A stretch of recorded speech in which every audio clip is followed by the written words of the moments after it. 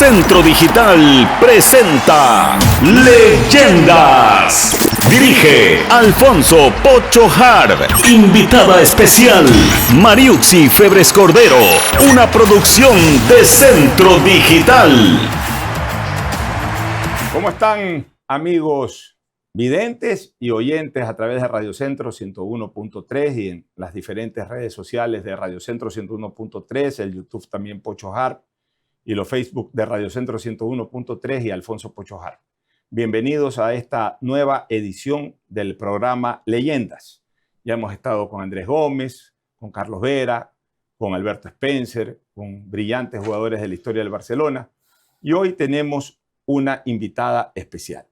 Estoy hablando de la mejor nadadora de todos los tiempos del deporte ecuatoriano, Mariuxi Febres Cordero, cordobés, que llenó de gloria al Ecuador en su época juvenil, luego se retiró muy temprano, de todo eso vamos a hablar. Pero en primer lugar, Mariuxi, pues queremos darte la bienvenida y agradecerte además por tu presencia aquí. Muchas gracias, Pocho. La verdad es que es un honor estar aquí y me encanta contigo porque tú la verdad es que has sido siempre muy cariñoso con tus palabras hacia mí. No, y además también el cariño enorme a la familia, a tu padre, etcétera, y a ti, porque has sido una deportista tremendamente destacada y que merece todos los reconocimientos. ¿Cómo comienza esta afición, esta pasión de Mariuxi Febres Cordero por la natación? Tú tenías una piscina en la casa, ahí comenzaste a chapuletear, alguien te vio condiciones para nadadora. No, Cuéntanos un poquito. Sabes que mis hermanas iban a la Ferretti.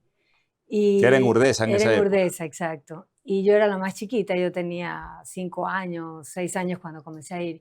Y le rogaba a mi mami y a mi papi que me lleven. Yo sabía nadar porque mi papi me había enseñado. ¿Quiénes nadaban? Liliana, María Eugenia, no, Pepa. Pepa y Liliana. Ellas eran nadadoras. María Fernanda ahora. Ya, bueno, como cariñosamente y socialmente la conocemos como Pepa.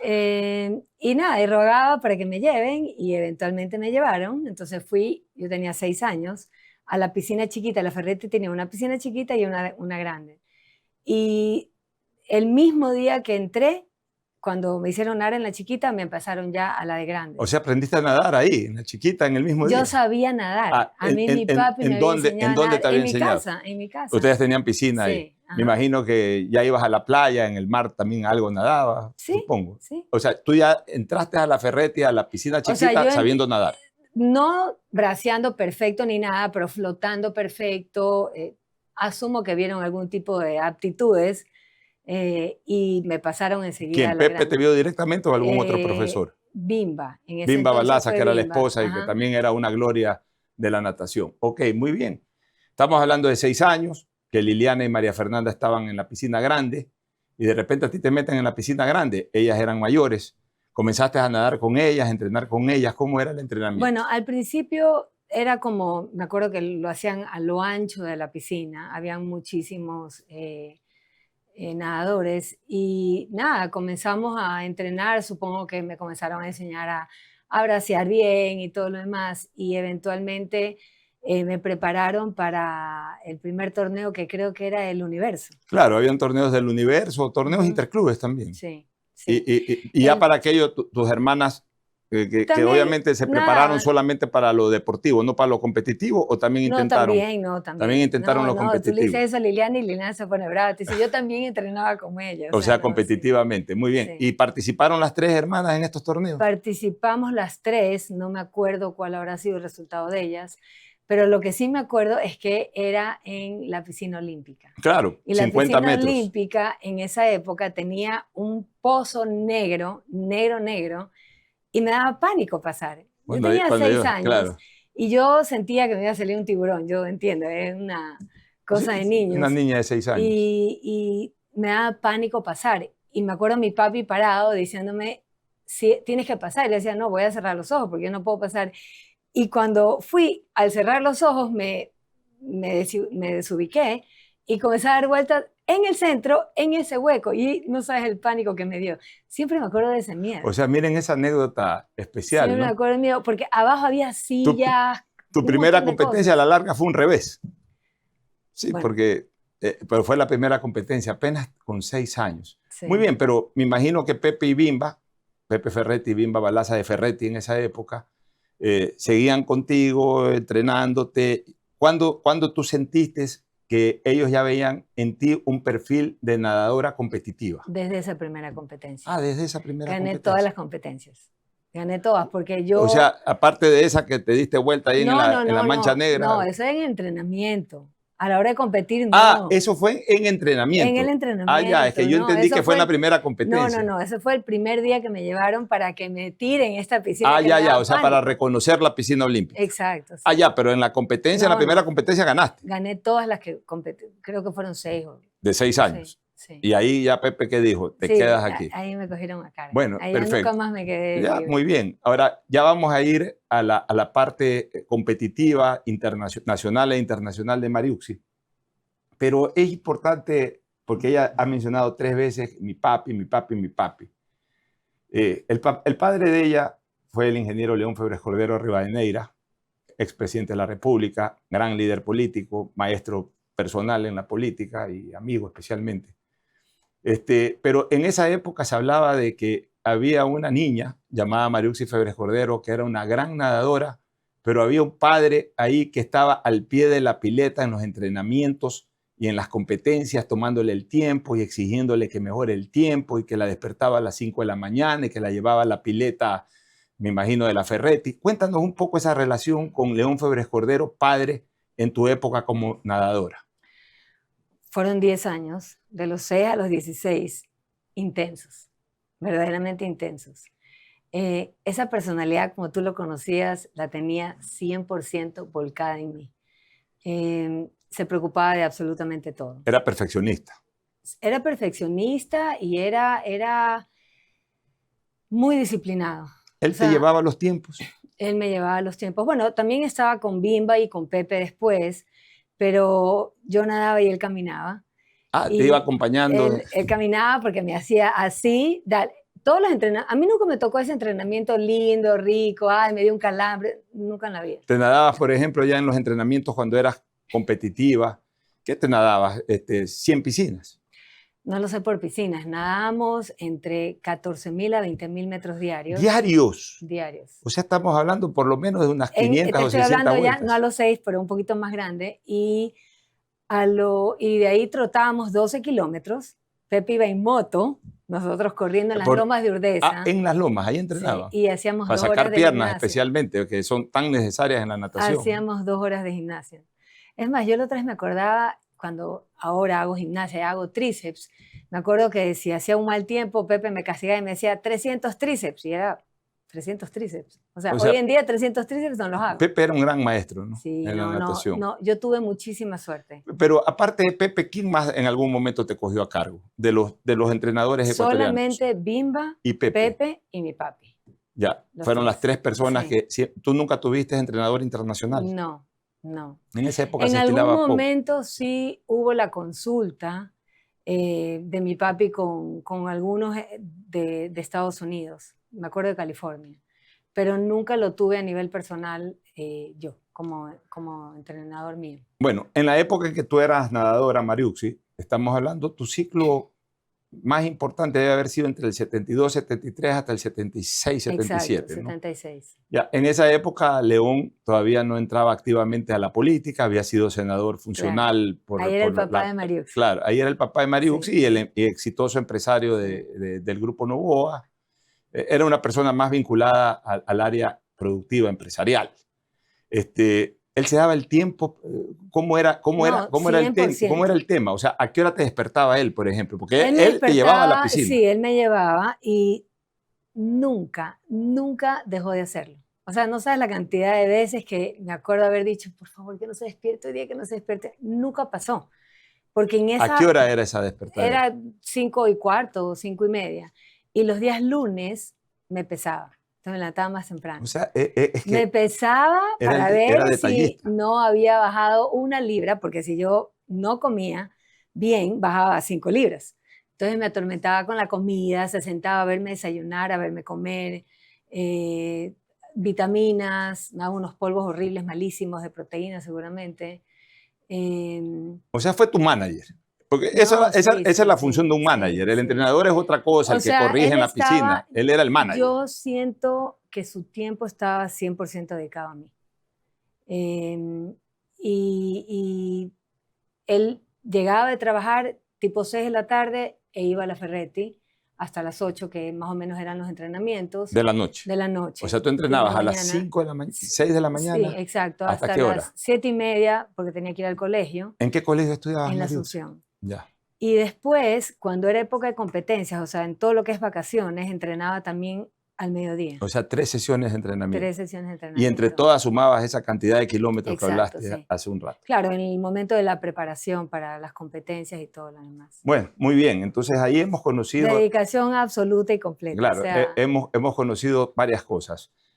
Detalles de cómo León Febres Cordero, como manager de su hija, se preocupaba hasta el más mínimo detalle de caminar mientras ella nadaba en la piscina, preocupado de su alimentación especial como deportista, la despertaba a las 5 y pico de la mañana, le tomaba los tiempos, le tomaba el peso, etcétera, lo que hace sí. un manager me deportivo. medía, yo crecí, medía por también? si acaso, yo crecí cuando dejé de nadar.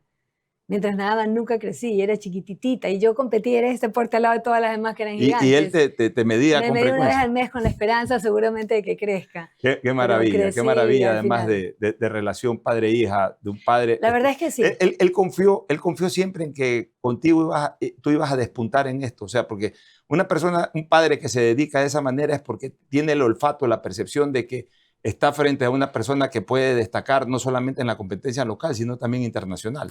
Bueno, pero te voy a decir una cosa. A pesar de lo que haya ganado, de los triunfos que haya conseguido, él siempre me decía que mi competencia era contra el reloj. O sea, no le importa, le debe haber dado orgullo y debe haber estado feliz de que gane, pero él siempre me decía, tu única competencia eres tú, es el reloj. Mira tú, qué lindo mensaje. O sea que para él... Tú luchabas contra el tiempo. Tu principal rival era el tiempo. Por eso te digo, estoy seguro que marcas. le da mucho orgullo que gane, pero para él lo más importante era el tiempo que hacía. Sí, yo recuerdo una vez... Y siempre me decía, pues más, por si acaso, no es que creas que me felicitaba, que felicidad, nada. mi amor, que no. Él nunca felicitaba. Tú lo puedes hacer en la mejor. política tampoco felicitaba. Sí. Y lo que a mí sí me impresionaba es que Pepe, mi papi, Bimba, me programaban las competencias con décimas y centésimas. O sea, ellos sabían mucho más que yo de lo que era capaz. Y cuando yo veía lo que me decían, en los primeros 25 metros vas a hacer tanto, después vas a hacer tanto, decían, no, es imposible, eso no puedo hacer. O no, me parecía una locura. Y cuando terminaba la competencia, lo que siempre me sorprendía es que era con décimas y centésimas exacto. Ya, o sea, me conocían perfectamente bien. La primera vez que yo lo vi a tu padre, a León Febres Cordero, yo era un niño, debía haber tenido 12 años. Él era amigo de mi padre, pero lo vi precisamente en la piscina del tenis club, que habían unas competencias, interclubes me parece. Ya. Y ahí yo lo vi, él, como tú lo estás explicando o relatando ahora, lo vi ahí cerca de la piscina y anotando. Lo tengo tan presente como que si hubiese sido ayer que ocurrió aquello. Yo tenía 12 años y ya se hablaba, pues, de Mariuxi Febres Cordero era la figura de la natación ecuatoriana y siempre se hablaba de León Febres Cordero, que era un hombre conocido, pero que era el hombre que estaba atrás de su hija. Entonces ahí fue la primera vez que lo vi. Ahora, Mariuxi, comienzas a destacar en el campo nacional. ¿Qué ganas en el campo nacional antes de saltar a la esfera internacional? ¿Ganas torneos nacionales? ¿Ganas varios torneos interclubes? Cuéntanos un poquito cuál fue tu currículum primero en la competencia nacional. Bueno, primero fue lo del Universo, que era como la competencia más grande que había en esa época. Y de ahí tuve una competencia en Lima, donde gané 5 copas de oro. ¿En Lima? En Lima. Un torneo de invitación. Sí, de interclubes. ¿Y tú ganaste todo? Gané todas. Ya, o sea, y ahí ya tuviste tu primer éxito internacional en Lima. Pero acá habían competencias también, campeonatos nacionales. Sí, habían competencias, no me puedo acordar cuáles, pero habían siempre competencias. ¿Y siempre las ganabas? Siempre. Ya. O sea, de verdad y con humildad te lo digo. No, es que es verdad. Siempre gané, tuve la suerte de ganar. Pero yo te voy a decir cuál fue el éxito. ¿Cuál fue el éxito? El éxito fue que yo nunca tuve miedo a competir. Me encantaba competir. O sea, tienes un espíritu competitivo, tuviste en esa época. Y yo me daba cuenta que habían cualquier cantidad de chicas que competían conmigo y que eran igual de buenas o mejores, pero a la hora de la competencia no hacían sus tiempos, porque se aterraban. Es que es verdad. Pues, mira, me paraban estas brasileras gigantes al lado y todo el mundo era como que, y yo usualmente estaba en el carril 4 porque clasificaba primera, Pero igual cuando te parabas al lado de todas estas altísimas, todo el mundo era como que, uy, qué miedo. Yo oía eh, en el, en las gradas de toda la gente, como que, uy, esa chiquititita. Pero por dentro yo decía, no, yo voy a ganar. Espíritu O competitivo. sea, exacto, a mí me encantaba competir. No es lo mismo entrenar que competir. Ujú. Hay gente que entrena muy bien, compite mal. Hay gente que incluso a veces entrena mal y compite bien. No, yo entrenaba bien porque no Tú tenía entrenabas opción. bien y Pero además no tenía opción. competías bien, que es No te estoy importante. diciendo que si hacía algo malo me mandaban a hacer 300 tríceps. Bueno, es que antes la disciplina era férrea y sí, no, exigente. no. Ahora son alcahuetes de los Sí. deportistas, los profesores. Sí. Mariuxi, tú sabes que la natación tiene 4 estilos, ¿no? Libre, espalda, mariposa y pecho, y también tiene distancias. Evidentemente tú nadabas las 4, pero ¿cuál era tu estilo favorito o tus 2 estilos favoritos y cuáles eran las distancias favoritas en donde más éxito tuviste?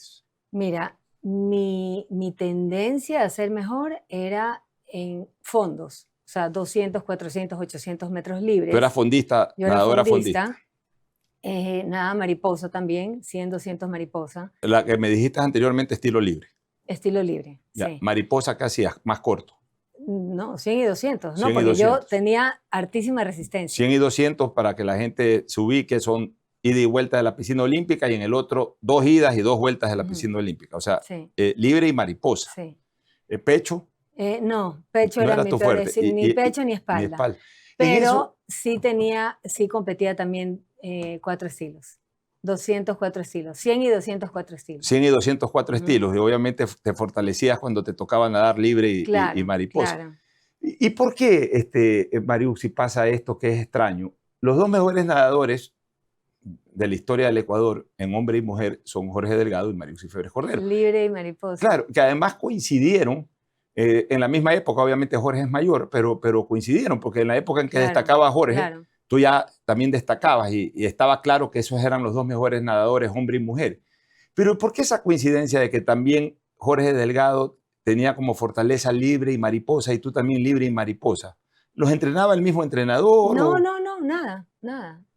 Simplemente era lo que era más fácil tanto para él o para mí. Porque habían personas que eran buenísimas en pecho o en espalda y no lo eran en libre o en mariposa, pero... Mira esa coincidencia. ¿Sabes que no? Nunca lo he pensado por qué. Fíjate esa coincidencia, ¿no? Algún rato le voy a preguntar a Jorge también cuando venga por acá sobre el tema. ¿Qué competidoras ecuatorianas tú tenías como las que tenías que confrontar con frecuencia? Marcela, bueno, pero es que no, yo de mi edad no era Marcela. Lorgia fue con la que Lorgia competí, Orejuela. pero es mayor que yo. Ya, pero con las que competías, más allá de que Marcela, si son de tu edad. Lorgia, ¿Cuál es Marcela? Marcela Lizarzaburu. Ya, Marcela Lizarzaburu. Ana María Rosemena, que era buenísima, dejó de nadar, pero era buenísima. Lorgia Orejuela. Lorgia Orejuela yo diría que era la segunda en cuanto a éxitos. De la capital, de Quito, de Cuenca, no había... No, más hombres. A nivel mujeres prácticamente monopolizaba Guayaquil. Sí. Muy bien. Ahora sí vamos a la competencia internacional. Evidentemente, pues la más recordada para ti es la de Maldonado. Pero antes de hablar la de Brasil, porque fue mi primera competencia en la que gané. Pero Maldonado es donde te declararon la reina de la natación sudamericana. Sí. Pero a ver, hablemos de la de Brasil, porque te iba a preguntar eso. ¿Qué chiquita. competencias previas a la de Maldonado tú recuerdas? La de Brasil. ¿Esa fue en dónde? ¿En qué ciudad te acuerdas? En Río de Janeiro. En Río de Janeiro. ¿Y qué era, sudamericano? Era un sudamericano. ¿Y tú cuántos años tenías ahí? Yo tenía 12. Ya, o sea, era un sudamericano menores. Todavía no era el sudamericano absoluto. No era absoluto, exacto. Ya, y en esa de 12 años, ¿qué pasó? Gané los 200 metros libres, que fue la que competí ahí, y fue lindo. Me acuerdo porque tocaron el himno nacional, lo tocaron de una manera chistosa, o sea, no fue exacto y fue como que me quiero reír, pero era un momento súper solemne. Y me acuerdo que cuando me bajé del podio y regresé, me saqué la medalla y se la puse a mi papi y le dije, tú la mereces tanto como yo. O sea, tu primera medalla internacional se la diste a León. Sí. Miren qué detalle, qué linda Qué linda anécdota. Y ahí León se debe haber emocionado. Pues, y ahora con más Asumo ganas la que voy a sí, entrenar. pero ya te digo, no era tan Sí, demostrativo. no era efusivo. Y me consta porque también en la lucha política Sí. a veces habían éxitos y León Porque simplemente los él siempre recibía, nada tenía más. esa tendencia de que siempre puedes hacerlo mejor. Era exigente al máximo. Al Así fue como máximo. presidente, como Al alcalde. Por eso máximo. su éxito y su liderazgo. Ujú. Ok, bueno, pasó lo de Brasil. ¿Qué otro evento vino? Bueno, es que todos fueron sudamericanos. Fui a todos los que hubieron en ese entonces. O sea, ya ni me acuerdo dónde eran. Como dices tú, de ahí el de Punta del Este, pues era El tuyo donde ganaste las 7 medallas fue Punta del Este o Punta del Maldonado. Este. Fue en Punta del Este. Fue en Punta del Este, Ajá. que es Uruguay también. ¿Por qué se Ujú. me vino Maldonado? Maldonado, no sé si fue en hombres, ahí fue Jorge Delgado más bien, pero lo tuyo fue en Punta Punta del del Este. ¿Cómo Este. fue ese torneo de Punta del Este? Era un sudamericano ya Era, absoluto. era absoluto y yo había decidido que ya no iba a nadar más, que me iba a retirar. ¿Cuántos A años ver, tenías cuando lo de Punta del Este? 16, 16 años, 16, estamos hablando que 74, 73, 76. 76. Es que yo te Ujú. voy a preguntar algo sobre el 76, Ujú. que siempre fue la gran pregunta que se hizo la afición deportiva en esa época. Pero a ver, háblame un poquito de, A de ver, lo Punta que del Este. pasa, no, es que para ir a Punta del Este te tengo que primero decir un poco cómo me sentía yo emocionalmente, A ver, porque yo no tenía ni amigas que hagan deporte igual que yo, ni mis hermanas en ese entonces. ya se Entonces habían yo tenía retirado una ellos. vida eh, muy sacrificada. No tenía nadie que esté haciendo lo mismo que yo. O sea, era una niña sola. Como todo deportista joven, tenista, Sí, al final se terminan claro, pero el aislando. tenis, Pero en los fines de semana tú no ibas a una no, fiesta. yo que no tenía chance a O sea, tú no nada. ibas a una Yo, o fiesta. sea, mira, para que tengas una idea, yo iba a la playa el día sábado, después de entrenar, mi mami se iba con mis hermanas los 3 meses y yo me quedaba con mi papi. Él te llevaba el Lo sábado. iba a acompañar a la oficina, yo entrenaba 3 veces al día y el sábado nos íbamos después de entrenar y no podía salir al sol porque el sol te quitaba y te debilitaba fuerzas. Entonces yo estaba en el balcón viendo a todo el mundo en la playa, pero yo, niña, sentada, sin poder hacer nada. Y hasta Y ese detalle entrenaba, cuidaba León, de que tú no no, no, vayas no, al y yo sol. entrenaba, yo llegaba a Salinas y yo a las 2 de la tarde entrenaba en la casa de mi tío Lucho Novoa y de ahí a las 6 de la tarde de nuevo. Y a las 8 de la noche me obligaba a que me acueste a dormir.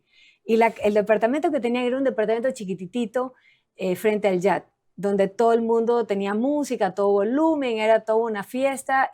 Y yo veía, pero a mí me obligaban a dormir. O sea, Y se prácticamente, acostaba a dormir él también. o sea, se puede decir de que prácticamente tú fuiste una producción de laboratorio deportivo. Sí, Sí. la verdad es que sí. Pero a ver, y alguna fiesta has debido, una quinceañera, alguna amiga de 15 A ver, años, un matrimonio, eventualmente, no sé. cuando no era época de vacaciones, tal vez pude haber ido a fiestas, eventualmente, si no tenía competencias. Porque si tenía competencias, yo tenía que estar en mi cuarto tomando consomé de carne o de pollo o lo que sea que tenía que comer y tenía que descansar. Y Entonces, eso te desmotivó ya cuando cumpliste 15 años. yo pienso que en esa edad en la que estás, 14, 15, 16, en la que realmente tienes una vida, en el caso mío, totalmente distinta a los demás, me afectó muchísimo. Además que mi papi recibió una carta que me iban a matar, que me iban a secuestrar y que ¿Pero me por iban a qué? matar. Un tema político, supongo.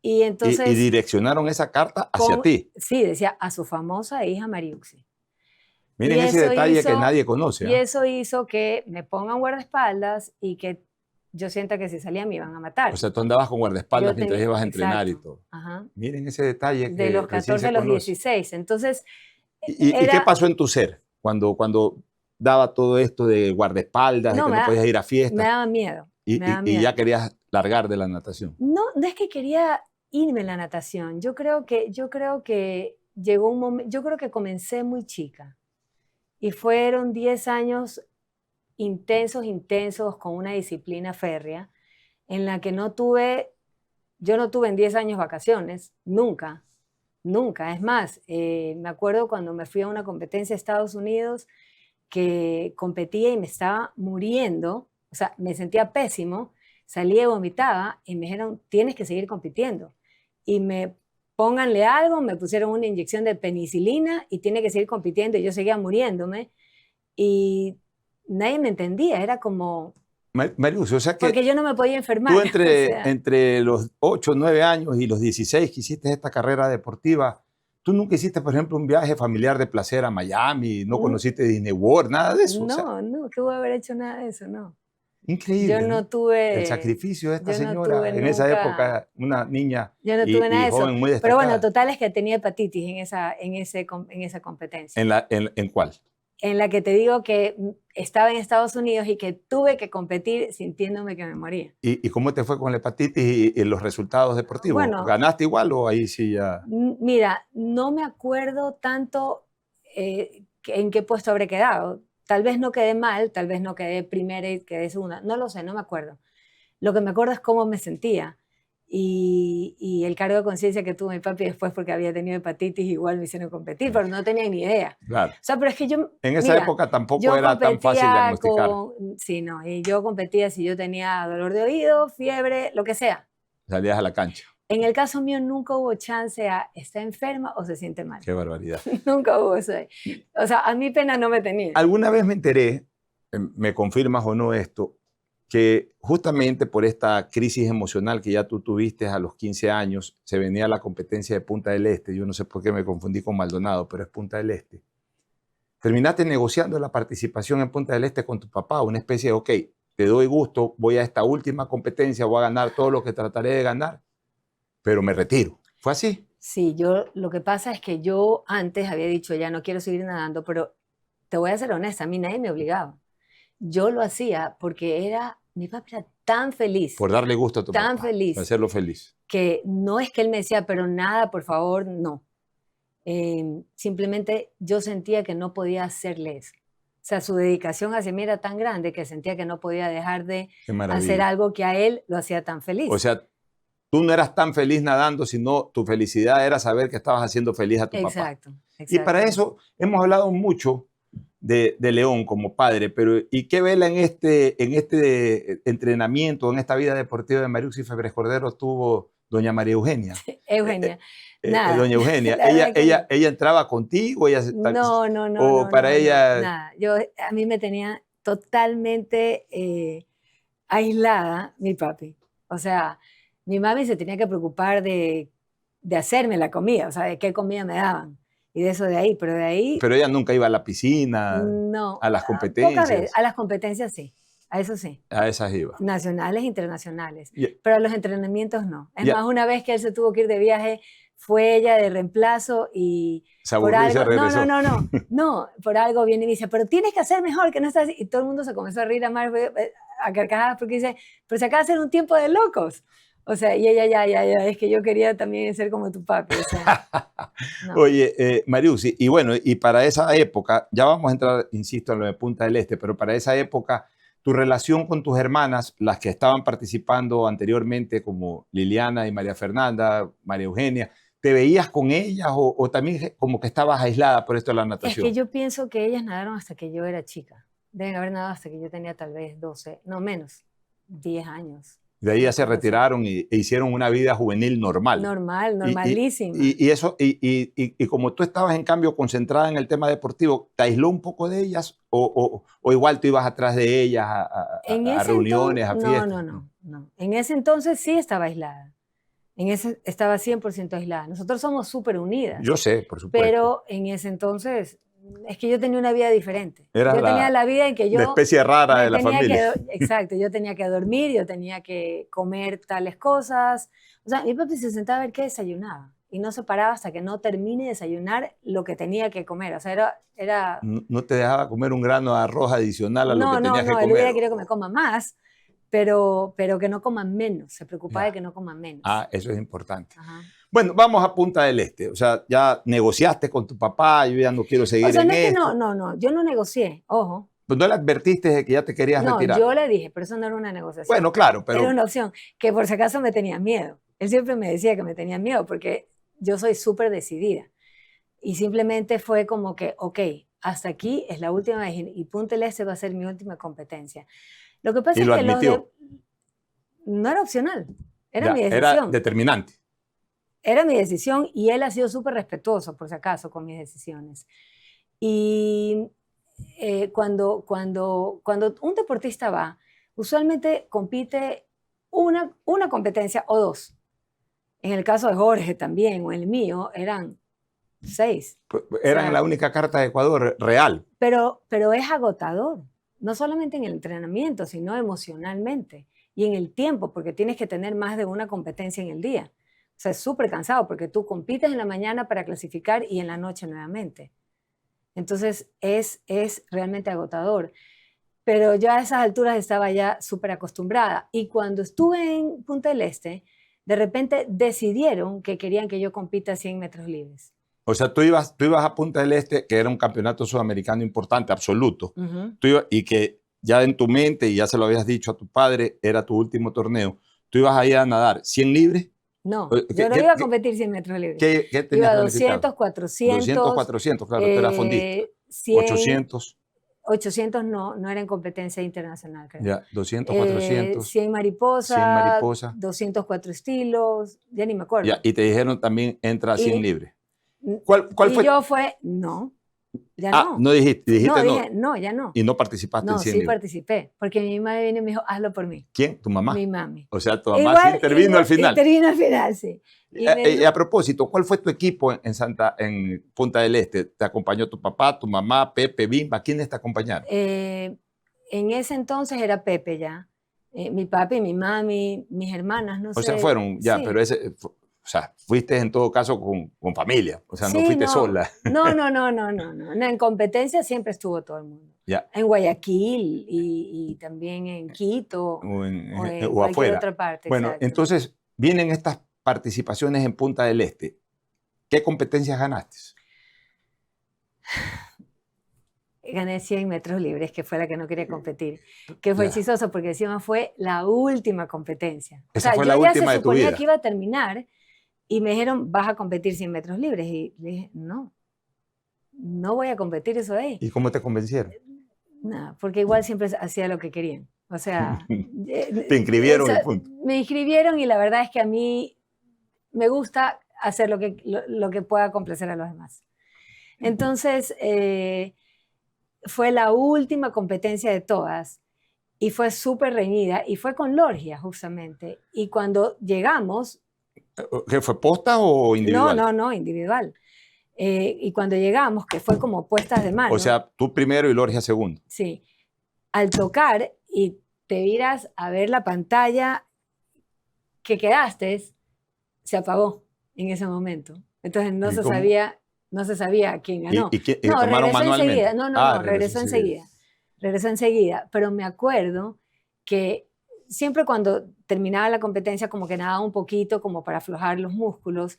Y me acuerdo clarito haber nadado, haberme sacado el gorro, haberlo tirado y haber dicho... ¿Hasta aquí? Hasta aquí. Oye, ya que mencionaste a Lorgia, ya vamos a hablar de las otras competencias. ¿Nunca hubo ese celo deportivo? No. ¿Te llevaste muy bien con ella? Súper. O sea, ella bien. nunca... Nunca. Siempre hay ese celo, ¿no? Del primero con el segundo. Nunca hubo celos con nadie. Fueron inmejorables, compañeras divinas que hasta el día de hoy, si nos vemos, es con un cariño absoluto. No lo veo como me gustaría, pero cuando nos vemos... Qué bueno. Sabes que nunca hubo. El deportista de esa época era más sano en ese sentido. O sea, era competitivo, pero si había que compartir, se compartía. Bueno, ganaste los 100 metros libres, que fue la última competencia de tu vida y que no estaba programado y que te pidieron, que al final accediste y la ganaste. Pero las otras que ganaste, quizás si te acuerdas en orden de competencia, ¿cuál fue la primera que ganaste, la segunda? No me acuerdo. Pero en todo caso, ¿cuáles fueron las que ganaste? 100, 200, 400 metros libres, 100 y 200, no, 100 mariposa, 200, 100 y 204 estilos. O sea, ganaste 7 medallas. Gané 6 medallas. 6 medallas. Fuiste la que más ganó en ese sudamericano. Sí. Y siendo en ese momento ya consagrada, Mariuxi, la mejor nadadora sudamericana, retirarte. ¿No te dio por ahí la sensación de, ¿sabes qué? Te voy a decir una cosa. Mejor me quedo. No, es más grave. Porque te retiras en plena gloria. Las Olimpiadas 4 meses después. Es que eso es lo que yo quiero conversar contigo. Y la contigo. verdad es que tenía tiempo como para haber hecho un súper buen papel. Pero emocionalmente estaba agotada. Pero a ver, Mariuxi, es que esa fue, los que amábamos el deporte, nos llamó la atención. Yo me acuerdo que yo era un niño, amaba el deporte, como lo amo, y a mí me llamó la atención. O sea, solamente fue Jorge Delgado.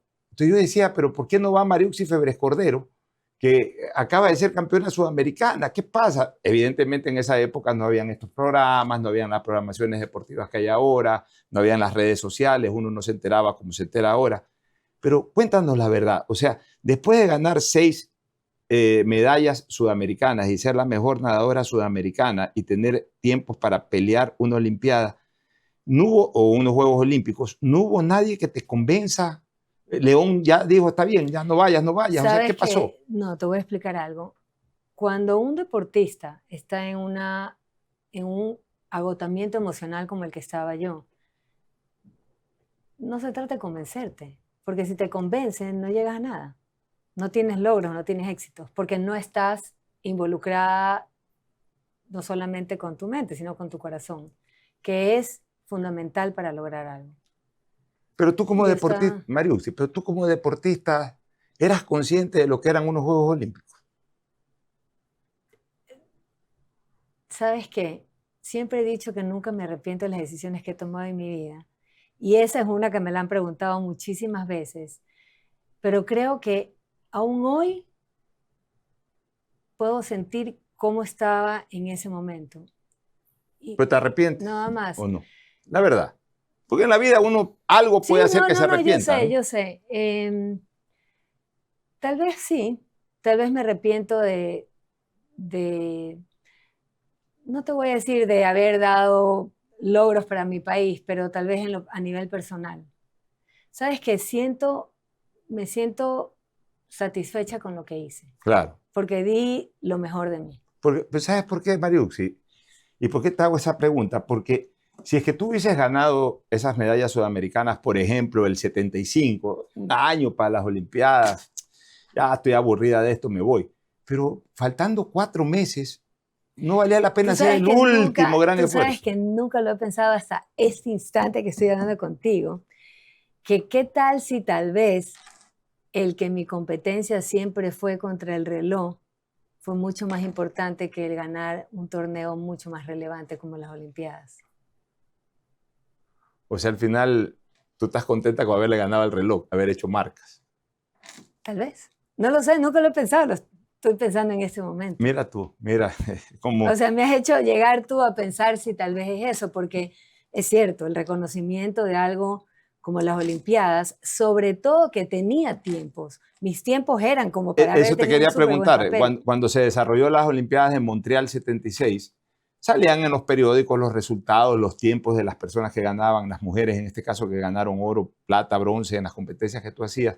¿Tú revisabas esos tiempos de estas ganadoras de medallas en relación a tus tiempos máximos? ¿Y cómo estabas? A lo mejor tú podías haber obtenido una medalla. No, claro que sí. 100%. O sea, por ejemplo, hablemos de cualquiera de esas competencias. ¿La que ganó bronce tenía mejor o menos tiempo que el tuyo? Es más, yo pude inclusive hasta haber ganado.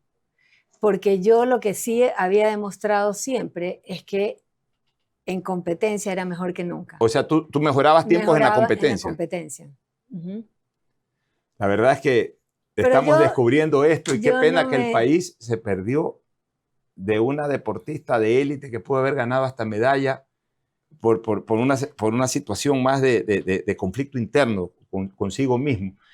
Ahí, por ejemplo, contigo, Mariuxi, podemos decir de que se extraña. Por si acaso, no me lamento de las cosas que no pasaron. No, está bien, pero por ejemplo, mira, en tu caso, ahí podemos decir de que se extrañaba en esa época la participación dentro de un equipo técnico de un psicólogo deportivo. Porque a lo mejor si había un psicólogo deportivo, porque tu tema ya no era técnico, tu tema ya no era físico, tu tema era psíquico. Sí, 100%. Entonces, yo estaba agotada emocionalmente. Con un psicólogo deportivo, a lo mejor se reunía contigo, después se reunía contigo y tu papá, contigo y Pepe. Mira, la chica está agotada mentalmente, está saturada, hay Olimpiadas, Juegos Olímpicos en 4 meses. Yo creo que en el fondo sí va a tener el ánimo de participar, pero dejémosla descansar, paremos 15 días, mándenla a fiestas, a viajes, que se vaya a cualquier lado. Es decir, ponte a pensar que en todos esos años yo no había tenido vacaciones nunca en mi vida, nunca. Porque lo máximo que tuve en algún momento fueron 10 días después de terminar el sudamericano, pero antes de eso era un entrenamiento intenso durante todo el año. Es que te prepararon como máquina y fundiste máquina. Exacto. O sea, tú fuiste una máquina deportiva, no fuiste una deportista, sino una máquina deportiva. Exacto, Entonces terminaste fundiendo máquina y fue una pena porque el Ecuador se perdió de una atleta que bien pudo haber ganado medalla y a lo mejor haber sido la primera medallista olímpica del Ecuador. Tal vez. Bueno, de ahí Mariuxi desapareciste. O sea, 76, no apareció más Mariuxi, no hubo más competencias de Mariuxi. La gente sí se preguntaba qué es de Mariuxi, pero ya se retiró de la natación. ¿Qué hizo Mariuxi Febres Cordero en su época post-nadadora? Cuando terminé de nadar, me fui a Estados Unidos a estudiar. ¿Aplicaste beca? No apliqué beca. ¿Por qué? Era colegio. No había, es más, en ese colegio no había piscina. Hoy hay piscina, en esa época no había piscina. En el colegio en Estados Unidos. ¿A qué estado fuiste? ¿A qué ciudad? A Boston. Fui a Wellesley, es un pueblo cerca de Boston. Ese fue colegio. Pero ¿y por qué ya? Ok, estabas retirada de la natación competitiva internacional, pero eras igual una gran nadadora. Podías haber aplicado una beca para que incluso te saliera hasta gratuitamente, porque así es en Estados Unidos. Si aplicabas por una beca universitaria con tus marcas. Yo pienso que fue porque mi papi, fueron mis hermanas a esos colegios, y mi papi dijo, no, pues sigue al colegio que fueron las Pero hermanas. para la universidad nunca te interesó hacer universidad. No, porque yo ya regresé acá. Yo después me gradué, me casé a los 19 años. Ya, o sea, tú después de esta cuestión de estudiar el colegio, ya descartaste hacer universidad. Aquí, no, pues en Estados Unidos. ¿Y aquí sí hiciste? Aquí hice. No terminé graduándome y después retomé. ¿Qué estudiaste? Estudié leyes. Derecho. Estudié leyes un año y resulta que ¿En la católica? No, en la En esa época era católica, estatal, laica. En la laica. En la laica. Sí, en la laica. Y tenía que revalidar mi título, y en esa época que ya habían estos problemas de mi papi. Ya estaba en la política. Ya estaba en la política. No te puedo explicar el problema que fue revalidar mi título. Entonces me dejaron que comience a estudiar, el director me dejó que me registre y me dijo, bueno, vas revalidando tu título en el camino. Cuando terminó el primer año, seguía sin poderlo revalidar, porque no me dejaba, ponían 1000 trabas por el apellido en el Ministerio de Educación. Es que, claro, pues tu papá era el líder de la oposición. Sí, pues. Estamos hablando del gobierno de Roldós Hurtado. Sí, exacto. Y no me digas que en el Ministerio de Educación ponían trabas solamente porque eras la hija de León Febres Cordero. Sí. ¿Pero qué trabas, por ejemplo? Esto es importante. No me daban la revalidación. Entonces, pero intencionalmente. Era intencionalmente. ¿Y tú le advertías esto a tu papá? Papá, no, sabes que ya no me acuerdo de eso. No. Supongo que no. A ver, por si acaso, él ha sido muy independiente, ¿eh? Como que cada uno se soluciona su vida, no creas que... Sí, pero si mal no recuerdo, hasta interpeló al ministro de Educación por otras cosas, así que por ahí creo que fue también Pero bueno, tema. La cuestión es que cuando tenía que entrar al segundo año, el director me llama y me dice, mira, y era aplicadísima, me dijo, no puedes entrar en el segundo año porque no tienes revalidado como para que puedas haber pasado el primer año. Entonces, o te esperas o sigues haciendo el primer año, porque no puedo legalmente hacerlo. Y no, pues, Mariuxi, pero eso no quiero hacer tampoco. Ya, y entrando a esa fase tuya, cuando ya regresaste a la universidad, te reincorporaste a la vida ecuatoriana, tú eras famosa, la famosa Mariuxi Febres Cordero. ¿Sentías esa fama cuando ibas a la universidad, cuando ibas a las fiestas, todo el mundo, Mariuxi, Mariuxi, Mariuxi? Sí lo sentía. Yo era súper tímida. He mejorado, pero era súper tímida. O sea, sentías que había gente que te admiraba por tu destaque deportivo. No, pues de chiquita yo no salía a la calle ni muerta. Por eso, pues ya post época competitiva, ya comenzaste a sentir el reconocimiento de tu era deportiva. Sí, la verdad es que la gente ha sido muy amable conmigo. Ha sido muy generosa. Porque hasta el día de hoy me encuentro con personas que me dicen... qué felicidad, el tiempo cuando usted nadaba, qué orgullo, me dicen palabras lindas, la verdad. ¿Cuándo te volviste a lanzar una piscina después de lo de Punta del Este? Me imagino Cuando te volviste a lanzar a una piscina, ¿ya te lanzaste de manera social o todavía ahí a medio nadar piletas, no sé? No, no. Sabes que casi nunca más me volví a meter en una piscina a nadar. Lo he hecho últimamente y en mi casa, y que tengo una piscina de 10 metros. Pero en algún momento sí tuve alguna competencia en la Ferretti de compañeros y cosas así, pero nunca más volví a nadar, nunca Mariuxi, más. ¿y tú has sentido en algún momento que viviste dos fases de tu vida relacionadas con tu padre? Una fase en donde León era el papá de Mariuxi y otra fase, la más prolongada, en que Mariuxi fue la hija de León. Sí, claro que sí. Cuéntanos un poquito esa diferencia. O sea, en un momento determinado tú eras más famosa que tu papá, pero después obviamente se invirtieron los papeles. Claro, claro. Pero bueno, igual siempre he estado orgullosa de él. Claro. Entonces, simplemente es como poder poner sobre la mesa los logros y la capacidad de él como persona y como ser humano. Contabas hace un ratito que a los 19 años te casaste con mi cordial amigo. Hemos hecho mucha amistad en los últimos años con Rafa García. Y yo tengo una anécdota ahí, no una anécdota, sino un recuerdo. Yo era muy niño cuando tú te casaste, yo debe haber tenido 11 años, 12 años. Rafa creo que tenía 22, tú debes haber estado por los 20, me imagino. En esa época no habían Instagram, no habían redes sociales, pero lo que equivalía al Instagram de ahora era la revista Vistazo, un segmento que se llamaba El Ruido en Guayaquil. Y ahí salían fotografías del ámbito social. Y yo recuerdo claramente que leyendo una de esas vistazos en esa época, vi fotos de tu matrimonio. Y hubo una foto que me llamó mucho la atención hasta el día de hoy, recuerdo. Una foto en donde estaban los novios, estaba tu papá y estaba el padre Alfonso Villalba. Y por eso es que recuerdo esa foto, porque el padre Villalba claro, es una institución de la Compañía de Jesús. Fue rector del Colegio Javier, fue mi profesor en cuarto, quinto y sexto año, me daba lógica y ética, me daba cívica, una maravilla de sacerdote. ¿Cómo así el padre Villalba se conectó con ustedes? Porque Rafael estudiaba en el Colegio Javier. Y lo Rafael fue el que le pidió que, sí, que los sí. case. Mira, siempre recuerdo yo esa fotografía, porque sí, mira que me acuerdo que fue el padre Villalba el que los casó. Bueno, muy bien. Mariuxi vino, regresó, comenzó a estudiar Derecho, se casó primero, comenzó a estudiar Derecho, por ahí no la trataban bien en el Ministerio de Educación porque ya el padre era político. El padre era político. Viene ese padre político y se lanza a la campaña presidencial del 84. ¿Qué recuerda Mariuxi Febres Cordero de esa campaña electoral y cómo ayudó Mariuxi Febres Cordero con su fama, con su imagen, cómo ayudó a León Febres Cordero en esa campaña? Fue una campaña intensa. Las campañas de antes no son las que son hoy, eran intensas porque eran personalmente, no habían redes. Y en el caso mío, yo me encargué de lo que era puerta a puerta y correo directo.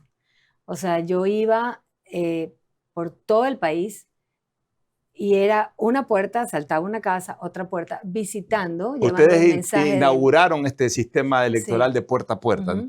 ¿Y quiénes hacían ese puerta a puerta? ¿Tú hacías con un grupo, Liliana con otro grupo, tu mamá con otro grupo? Cosas ¿Y León también hacía el puerta a puerta? También. Pero también. No en el mismo grupo todos. No, todo era por separados. Bueno, y tú tocabas la puerta, porque eso no se veía antes. Ahora hay con el mismo León decíamos, este es un tour electoral, todo el mundo. Pero en esa época que ustedes establecieron esto, tocabas una puerta, por ejemplo, del suburbio, de cualquier lado, abría una señora a la puerta y se veía con Mariuxi Febres Cordero y con gente que iba a pedir el voto por León. ¿Cómo reaccionaba la gente ahí? Súper bien. La verdad es que la gente muy bien, súper bien dependiendo en qué sector estemos. Porque en Cuenca casi muero. O sea, ¿por qué? Porque en Cuenca nos dispararon. ¿A ustedes, a las mujeres? Sí. Esa campaña fue muy violenta, la campaña de segunda vuelta. Súper violenta. Y, por ejemplo, ustedes tocaban una puerta y resultaba que esa familia estaba con Borja, que les tiraban la puerta en la cara. O sea, mira, sí pasaba eso en alguna ocasión, pero nunca, a mí en lo personal nunca me pasó, porque yo sí tenía esa ventaja de que conocían mi nombre. Y como conocían mi nombre, era como, no me unían a él, era como, la niña que en algún momento quisieron conocer, tal vez. Ya, Acuérdate que en esa época, cuando yo nadaba, por los 10 años, salías en en el periódico. periódico, todos los días creo. Así o sea, es. tengo 1.000 millones O sea, de recortes en periódico. tú sí tienes recuerdo que en esas caminatas puerta a puerta, mucha gente, ve, ahí está Mariuxi, ahí Sí, está no, Mariuxi. sí, muchísimo, muchísimo. Bueno, ganó la elección León, una elección apretada, en donde formamos parte también haciendo esa campaña, y vino el gobierno de León Febres Cordero. ¿Qué se sintió ser la hija del presidente? Complicadísimo. ¿Por qué complicado? Porque, a ver, en primer lugar, nosotros nunca hemos crecido ni hemos sido ese tipo de personas que puedes pedir un favor extra ni nada porque tu papá sea el presidente. Entonces, si había que ir al estadio y había que hacer colas, yo hacía cola y eran, venga, pase por acá. No, o sea, me quedo aquí. ¿Por qué voy a pasar por allá más rápido porque era la hija del presidente? ¿Sentían el fogonazo de las críticas a tu papá, ustedes? Sí, claro que sí. ¿Les molestaba Claro que cuando sí. veían críticas y todo? Nos molestaba sobre todo cuando habían muchas mentiras, habían inventos, cosas que no eran ciertas. Mariuxi, y en esa época en que habían estas cosas, tú sabes que cuando una persona llega al poder no puede servir a todo el mundo como la gente a veces quiere que se la sirva, especialmente en el ámbito social.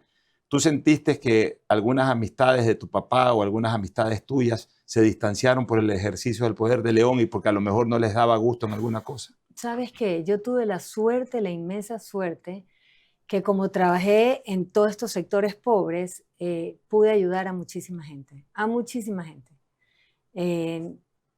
no creo que haya habido nadie que me haya pedido ayuda que no lo haya podido hacer, tanto en ayudar en conseguir casas o trabajos o lo que sea.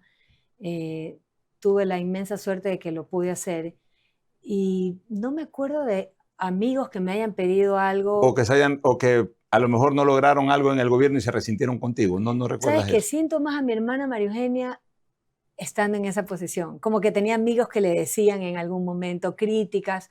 Conmigo no. O tal vez porque yo tengo ese temperamento súper relajado. Claro, tú O no sea, la... yo soy súper relajada, yo acepto lo que sea, respeto opiniones, aunque no las comparta. No entro en el conflicto ni en el no, porque no es así. La gente cree lo que quiere creer. ¿Ibas mucho a Carondelet? No, ninguna. No. ¿Nunca dormiste, por ejemplo, en la casa presidencial allá? Alguna vez sí, y que hay el fantasma y ni sé qué, pero no. Un momento emotivo de tu vida durante el gobierno del presidente Febres Cordero no fue la visita del Papa Juan Pablo. Espectacular. Cuéntanos un poquito. Yo acababa de dar a luz 5 días antes y fui porque la iba a bautizar a Leonela. ¿A Leonela la bautizó el Papa? No la bautizó el Papa. Pero la bendijo. Sí, la bendijo y tengo una foto divina.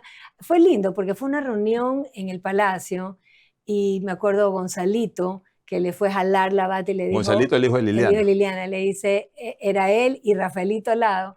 Le decían, ¿por qué si es hombre usa falda? O sea, ese tipo de Era cosas. sotana pues, el Papa. Era obvio, sí. En esa o sea, época, era con niños, fue súper bonito. En esa época, la diplomacia y el protocolo, ¿ustedes le besaban el anillo papal al Papa? Yo creo que sí. Porque era el protocolo, ¿no? Sí. Pero fue maravillosa esa visita del Papa. Maravillosa, y el Papa... ¿Conversó contigo el Papa? Sí, claro que sí. Hablaba buen español. Conversó con todos, muy bien. Muy bien. Y la relación con tu papá y con la familia. Lo vi varias veces, porque también fuimos a Roma para la canonización del hermano Miguel. Siendo León presidente. Siendo presidente. Ah, miren, qué interesante. A propósito, el hermano Miguel tenía un parentesco con ustedes. No, pues sí, el hermano Gregorio, el hermano Miguel, tenemos algunos. Cuéntanos santos. otro detalle importante de la época de León y de la hija del presidente, el famoso taurazo.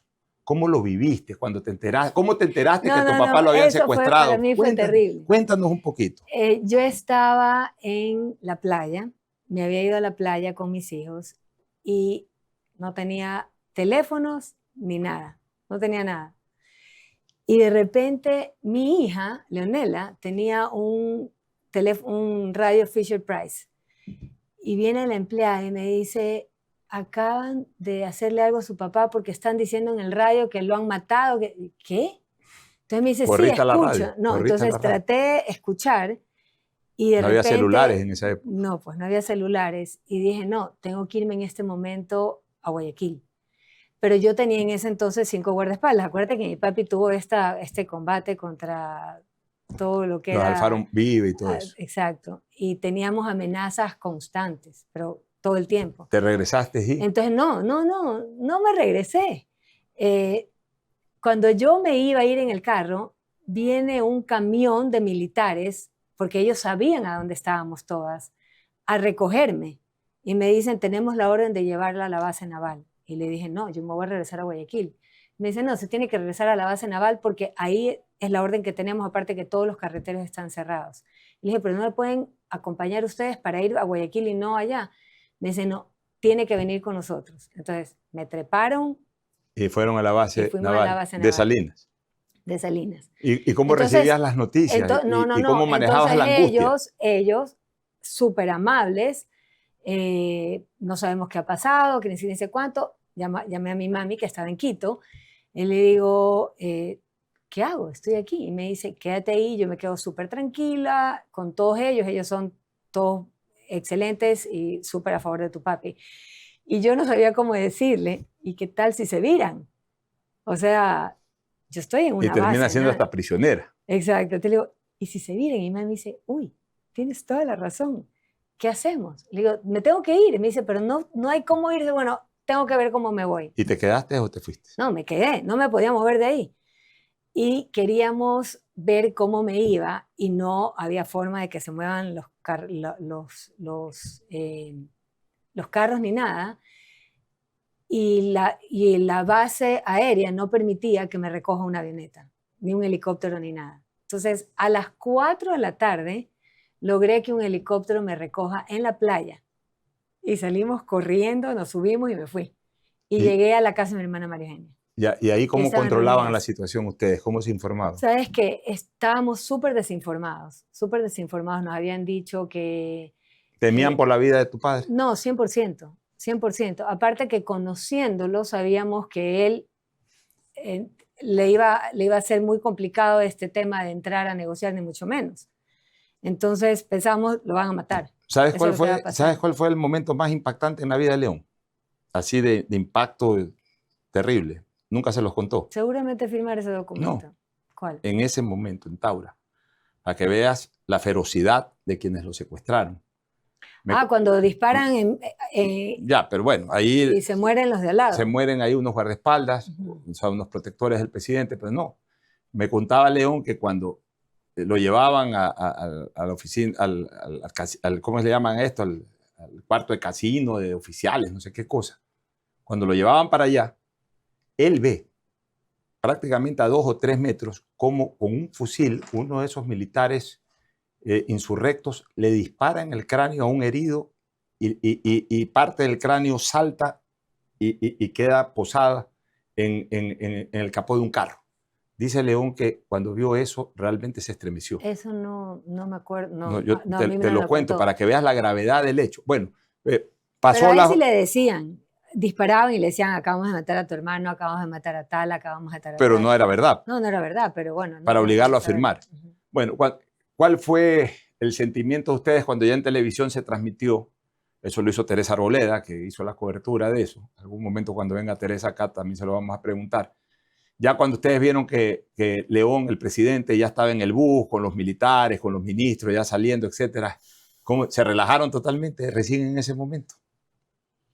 Yo creo que cuando lo vimos ya en la casa, cuando entró.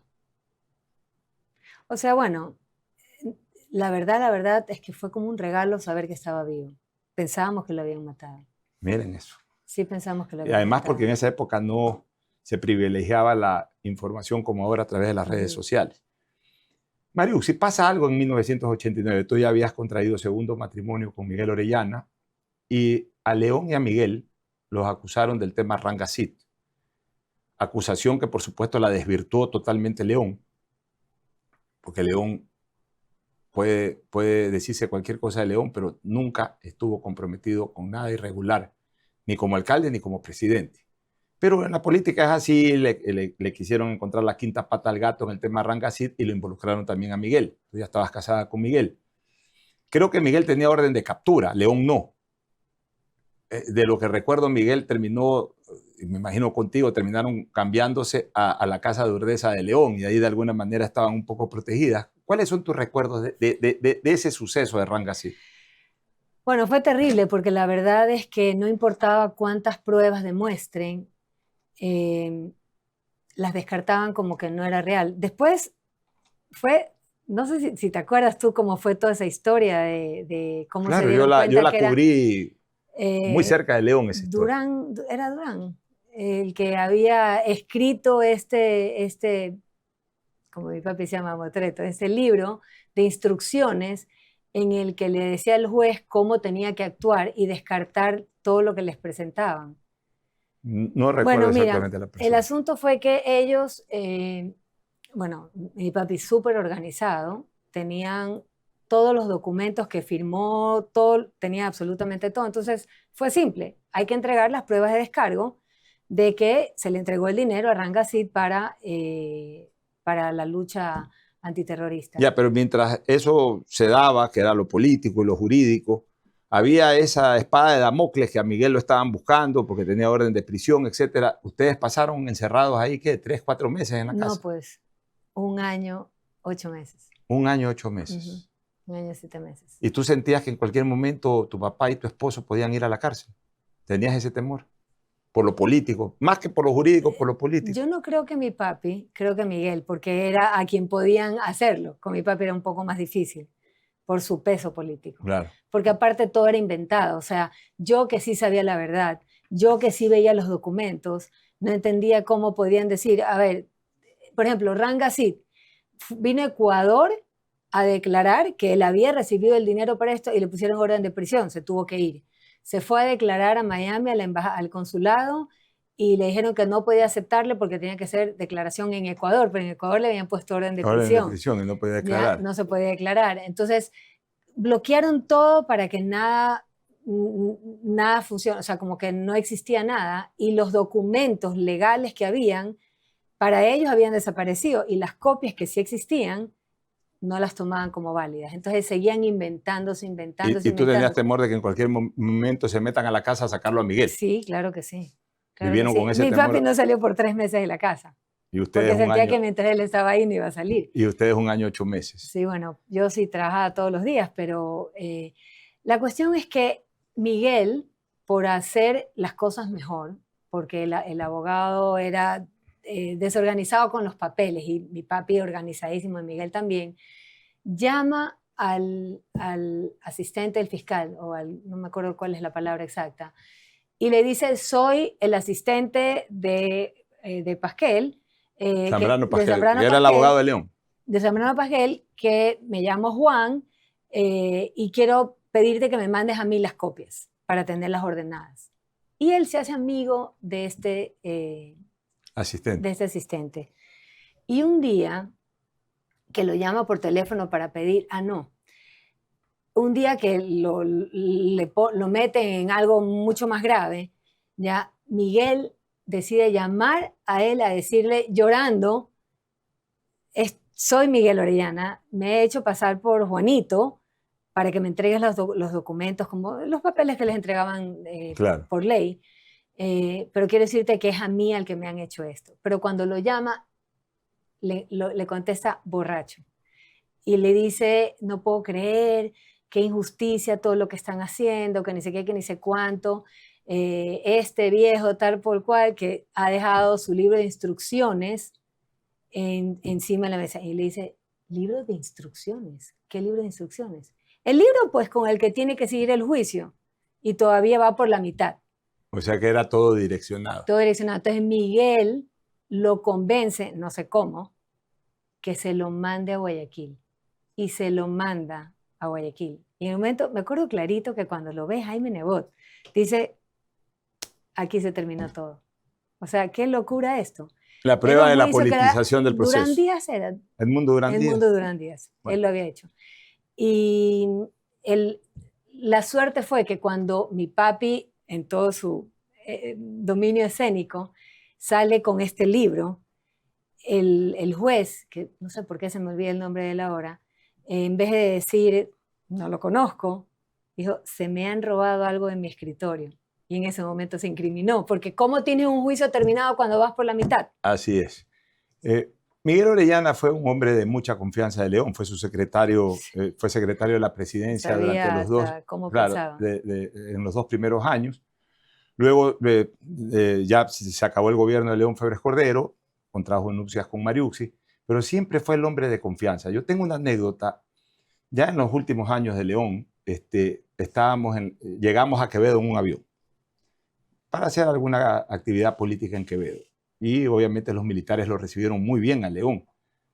Estamos hablando de años 2005, 2006, hasta se le cuadraron a la bajada del avión, como que si fuera el presidente en vigencia. Y conversaron con él, yo estaba ahí al lado de León escuchando todo, y León les preguntó, bueno, ¿qué les hace falta? No, sí, aquí estamos bien, pero nos hace falta un bus para ciertos traslados que tenemos el personal. Y León le dice, no se preocupen, yo les voy a conseguir el bus. Y lo único que hizo León fue decirle a Miguel, consígueme el bus. Y Miguel se lo consiguió en 15 días. En 15 días era la persona más eficiente que conozco. Sí, hubo que viajar a Quevedo a entregar ese bus. Pero tú como esposa y como hija, ¿qué sentías en esa relación de que tu esposo sea el hombre de más confianza de tu padre, que además era el más importante líder político del momento? O sea, en esa posición en que tú estabas como esposa y como hija. Por si acaso, era tan heavy el tema que me acuerdo que una noche le dice, presidente, le decía, presidente, me tengo que ir a la casa. Mi mujer se va a divorciar de mí si ya sigo llegando tan tarde. Y papi le contestó, Miguelito, es lo mejor que nos puede pasar. Así estás libre y puedes estar todo el tiempo conmigo. O sea, es que así lo quería León. No, te voy a hacer una pregunta que obviamente te va a generar tristeza, pero es importante hacerlo. ¿Qué pasó con la salud de Miguel? Porque Miguel estaba bien, yo lo visitaba con frecuencia ahí en el centro que tenía su oficina en la agencia esta de las vallas publicitarias. Y un buen día me dicen, está en la clínica Guayaquil en terapia intensiva. Fui, en efecto, estaba en terapia intensiva, se había comprometido con algo de los pulmones.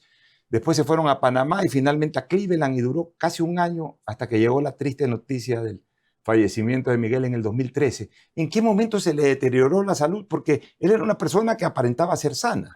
Había sido sanísimo, nunca en su vida había tenido nada, una rotura de pie. Pocho, nunca se supo. Tuvo fibrosis pulmonar sin haber tenido nada antes. Había tenido como tos, pero de repente se comenzó a sentir mal. Yo estaba en Miami, le pedí, le rogué que se vaya a chequear, porque me dijo, no, estoy bien, pero María Elenita, la hija, me dice, yo lo siento que se está ahogando. Entonces lo obligué a que vaya a la clínica Guayaquil, donde Enriquito Boloña, y me dice, lo llamo y me dice, tía, la verdad es que creo que está mal. Y digo, me regreso. Yo había ido a Miami porque unos días antes, y me dijo, no se regresa todavía, pero esa noche me llamó y me dijo, regrésese. Entonces yo llegué en la madrugada y me dice, está súper grave, tiene fibrosis pulmonar, pero hay distintos tipos de fibrosis, y él tenía una que era súper agresiva. Entonces pasó de estar como estamos nosotros a simplemente tener pulmones sangrando completamente. ¿Le hicieron un trasplante de pulmón? Le hicieron trasplante. Y no funcionó. No funcionó. ¿Cuánto tiempo pudo durar Miguel? El trasplante fue el 22 de noviembre y se murió el 23 de abril. O sea, aguantó 5 o 6 meses. Sí. Que en paz descanse Miguel sí, Orellana, un querido amigo. Al principio, los 2 primeros días fueron espectaculares. Y al tercer día le dio una cosa que se llama graft dysfunction, que no se sabe por qué da, pero es como que todos los pulmones se le pusieron blancos y desde ahí ya comenzaron todos. Mario, ya estamos cerca de terminar el programa, pero quiero tratar un último tema. Yo tuve el honor de acompañarlos a ustedes, a tus hermanas, a la esposa de León, a Cruz María en esa época, a Tampa. ¿Te acuerdas que estuvimos en Tampa? Sí. En donde fue León intentando luchar por su vida cuando ya le diagnosticaron cáncer, pero ahí dieron la triste noticia de que ya lo de León era prácticamente un momento terminal. ¿Cómo vivieron ustedes esos momentos? Y el 15, el fatídico 15 de diciembre del año 2008 en que muere León Febres Cordero, ¿qué embarga en ese momento a Mariuxi Febres Cordero? A ver, mira, primero cuando fuimos a Tampa fue porque aquí no había cómo encontrar el sistema para que no tenga dolor. Entonces le iban a poner simplemente una cosa para el dolor. Que me enseñaron a mí a hacerlo, entonces tenía que estar todo el tiempo poniéndole esta maquinita para que no tenga dolor. Pero cuando ya estuvo allá, como sabían que se iba a morir, decidieron ya no seguir haciéndole todo lo que le hacían aquí, porque Robertito y Enriquito pues estaban succionándole y todo el tiempo tratando de mantenerlo bien. Y allá en Tampa simplemente fue como que se va a morir y nos recomendaron firmar el Do Not Resuscitate, que es el no resucitar, porque nos decían, se va a morir, tratar de resucitarlo va a ser golpearlo, romperle sus vértebras, hacerlo pasar por un dolor innecesario y se va a morir. Y me acuerdo que fue súper difícil. ¿Y ustedes firmaron eso? Firmar eso de ahí. Pero él estuvo gravísimo, gravísimo. Entonces, cuando ya venía en el avión de regreso, María Eugenia, mi hermana, vino con él y comenzó a bajársele la presión 6, 2, 5, 4, 3 y le dijeron, se va a morir. Entonces, el piloto le dice a mi hermana, tengo que regresarme, porque si se muere no puedo Eso te iba a preguntar. pasar, o sea, no puedo, si estamos en territorio americano, tengo que regresar. Y mi hermana decía, por favor, no. Y solo le hablaba en el oído y decía, pero el piloto papito, no era Ernesto. No. Era una ambulancia, había una ambulancia. Era avión ambulancia. Le dice, papito, por favor, no te mueras, tú tienes que llegar a tu Guayaquil, amado, no te puedes morir. Y se pasó hablándole en el oído. Hasta que salieron de suelo americano. Salieron y de cielo americano en este caso. Y estuvo muriéndose durante el vuelo, o sea, ni siquiera entiendo cómo pudo estar vivo después, porque tenía la presión en 3.2, yo qué sé qué. Y es impresionante, porque esto es real, que en el momento, nosotros veníamos en otro avión con Ernesto y nos iban comunicando cómo estaba él, entonces nosotros decíamos, no llega vivo. Y cuando llegó, o sea, estaba llegando a Guayaquil, aterrizando, y Margena le seguía hablando, de repente como que todo le comenzó a subir, es impresionante, todo le comenzó a subir, y cuando llegó, ya lo subieron a la ambulancia, llegó a la clínica, y se mejoró totalmente. Se despertó y pidió un cigarrillo. Sí, es que... O sea, fue una cosa de locos. Mientras León volaba... Y fue como... Mientras León volaba... que Robertito dijo, dele el cigarrillo, porque ¿qué nos importa ya? Mientras León volaba en el avión ambulancia, ustedes en el avión privado de regreso, yo me venía regresando en American Airlines, en vuelo comercial. Y yo andaba con ese temor. Yo decía, chuzo, llego a Guayaquil, al velorio. Claro, porque tú lo viste allá, estaba malísimo. Y el día lunes, que voy a la clínica, porque de paso yo vine trayendo una maleta ahí, de esas maletas de León, y ahí estaba el equipo ese, un equipo para respirar, no sé qué cosa, que no entraban en el avión pequeño y me pidieron de favor que si la podía traer, encantado la traje. Cuando fui el lunes a entregar esa maleta con el aparato ese para respirar y entro al cuarto de León, era otro hombre, o sea, como que se hubiese tenido una gripe. Claro, sí, y comenzó a preguntar el precio del petróleo, que cómo estaba el y todo el mundo era, no entiendo. Pero una semana duró, porque ahí murió al siguiente lunes. Mariuxi, te queremos agradecer por tu presencia, espero que te haya gustado el diálogo. No, Pocho, gracias. No era de natación al final. Era de todo, es que tú eres una personalidad, eres la gran deportista, y eres también la hija del gran líder y expresidente del Ecuador, León Febres Cordero, y había que tratar de todo un poco. Así que te agradecemos, Mariuxi. Gracias, Pochito. Gracias por tu y con ustedes, cariño amigos, siempre. Estaremos en un nuevo capítulo de Leyendas el próximo día domingo. Centro Digital presentó Leyendas. Espérenos el próximo domingo en Centro Digital.